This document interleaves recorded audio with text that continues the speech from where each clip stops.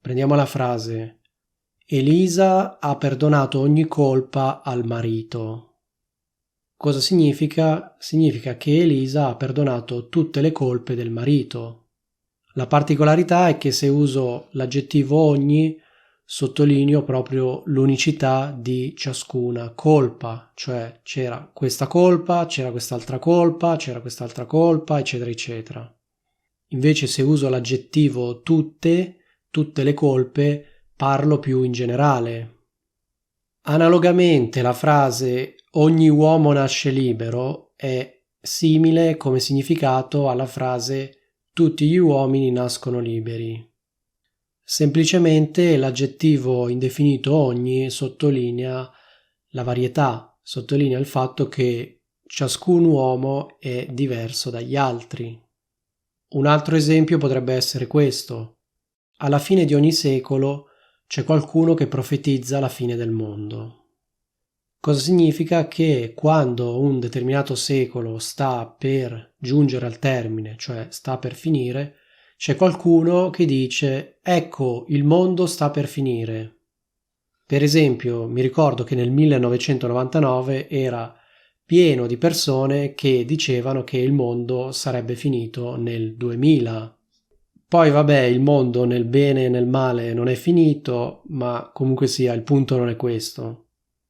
Il punto è che anche in questo caso ogni sottolinea l'unicità di ciascun elemento, e in particolare il fatto che nel secolo X c'è una persona X che profetizza la fine del mondo, nel secolo Y c'è la persona Y che profetizza la fine del mondo.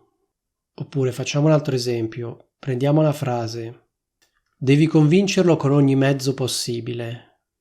Cosa significa? Che per convincerlo devi usare qualsiasi mezzo a tua disposizione, cioè il mezzo A, il mezzo B, il mezzo C, il mezzo D e così via. Chiaramente ogni sottolinea il fatto che ogni mezzo che si decide di usare ha le sue particolarità. Io potrei benissimo dire devi convincerlo con tutti i mezzi possibili. Non c'è una grande differenza di significato, il significato è grosso modo lo stesso. Un'altra frase di esempio potrebbe essere: dobbiamo combattere ogni forma di discriminazione. Anche in questo caso l'aggettivo indefinito ogni sottolinea la varietà e l'unicità di ciascun elemento, cioè esistono vari tipi di discriminazione, esistono varie forme di discriminazione e noi dobbiamo combattere tutte queste forme. In particolare dobbiamo combattere la forma A, la forma B, la forma C, la forma D e così via. Ovviamente io potrei dire dobbiamo combattere tutte le forme di discriminazione. A livello di significato non cambia niente. Semplicemente la frase è più generica. Allo stesso modo, se io prendo una frase come ci sono contagi in ogni provincia, cosa significa? Ci sono contagi in tutte le province. Non c'è una grande differenza a livello di significato. Allo stesso modo, prendiamo la frase c'erano persone di ogni tipo. Cosa significa? C'erano persone di tutti i tipi. Ma facciamo un esempio leggermente diverso. Prendiamo la frase dovrà pagare 100 euro per ogni violazione. Cosa significa ogni in questo caso? Significa ciascuna, cioè se ha fatto una violazione dovrà pagare 100 euro. Se ne ha fatte due dovrà pagare 200 euro. Un altro esempio potrebbe essere ogni impresa presenta dei rischi. Cosa significa? Tutte le imprese presentano dei rischi. In particolare, se uso l'aggettivo indefinito ogni, la prospettiva è questa, cioè ogni impresa è unica e diversa dalle altre e in particolare l'impresa A presenta i rischi A, l'impresa B presenta i rischi B e così via. Un altro esempio potrebbe essere ogni errore è un'occasione per imparare. A livello di significato questa frase è uguale alla frase tutti gli errori sono delle occasioni per imparare. Però qual è la differenza? Che se uso l'aggettivo indefinito ogni sottolineo ciascun elemento particolare. Quindi in questo caso la prospettiva è questa: dall'errore X puoi imparare determinate cose, dall'errore Y puoi imparare altre cose e dall'errore Z puoi imparare altre cose ancora. Quindi ogni errore ci insegna cose diverse. Ma facciamo un altro esempio. Un altro esempio potrebbe essere il proverbio: ogni rosa ha le sue spine. Cosa significa? Ogni cosa piacevole ha i suoi lati negativi, ha i suoi difetti. Alcune persone dicono ogni rosa ha le sue spine, altre persone invece dicono non ci sono rose senza spine.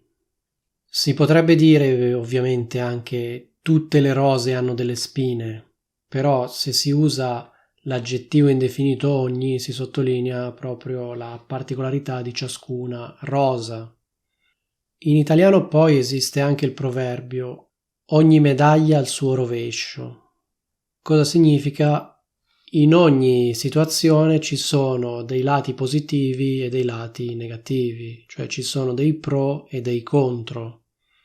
Ma facciamo un altro esempio, prendiamo la frase hanno portato via ogni cosa. Cosa significa? Hanno portato via tutte le cose. Hanno portato via tutto. Cioè c'erano delle cose, c'erano cose diverse, hanno portato via tutte queste cose.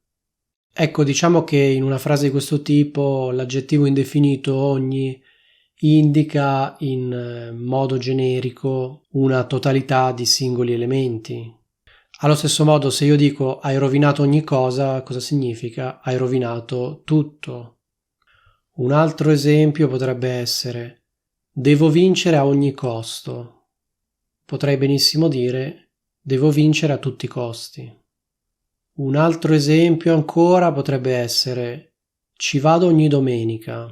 Cosa significa? Ci vado tutte le domeniche. Cioè quando è domenica vado. Sono andato domenica scorsa, andrò domenica prossima, andrò la domenica successiva e così via. Analogamente, se dico lo vado a trovare ogni mese, cosa intendo dire? Lo vado a trovare tutti i mesi. Cioè sono andato a gennaio, sono andato a febbraio, sono andato a marzo, sono andato ad aprile e così via. Poi probabilmente conoscete l'espressione in ogni caso, per esempio. In ogni caso è meglio aspettare. Cosa significa? Comunque è meglio aspettare. Cioè, indipendentemente da tutto, è meglio aspettare. Poi c'è anche l'espressione ad ogni modo, per esempio, ad ogni modo penso che sia meglio fare così. Ecco, questa è una locuzione, quindi ti conviene impararla così com'è. Ecco, spero che questo video ti sia piaciuto. Se ti è piaciuto, mi raccomando, lascia un fantastico mi piace qua sotto. Se vuoi imparare bene la lingua italiana, ti consiglio vivamente di iscriverti al mio canale. Nel frattempo, qui in alto ti lascio un video che ti consiglio caldamente di guardare. Mi raccomando, dagli un'occhiata e che la forza dell'italiano avanzato sia con te.